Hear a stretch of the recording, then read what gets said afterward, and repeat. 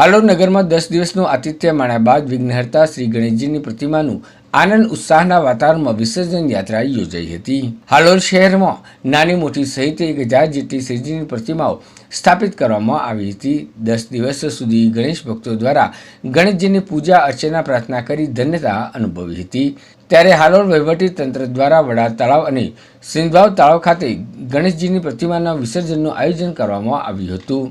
ત્યારે 10 દિવસનું આતિથ્ય માણ્યા બાદ વિઘ્નહર્તા શ્રી ગણેશજીની પ્રતિમાનું આનંદ ઉત્સાહના વાતાવરણમાં વિસર્જન યાત્રાઓ યોજાઈ હતી. ગણેશ ભક્તો ડીજેના તારે બાપા મોરિયા અગલે બરસ જલ્દી આના ગગનભેદી નારા સાથે મુખ્ય માર્ગો ગુંજી ઉઠ્યા હતા. ગણેશ વિસર્જનને લઈને ઠેર ઠેર હાલોલ પોલીસનો ચાંપતો બંદોબસ્ત ગોઠવી દેવામાં આવ્યો હતો. જેના પગલે હાલોલ નગર ખાતે શાંતિપૂર્ણ માહોલમાં ગણેશ વિસર્જન સંપન્ન થયું હતું. હાલોલના વડા તળાવ અને સિંધવાવ તળાવ ખાતે ગણપતિ બાપાની પ્રતિમાઓનું વિસર્જન કરવામાં આવ્યું હતું.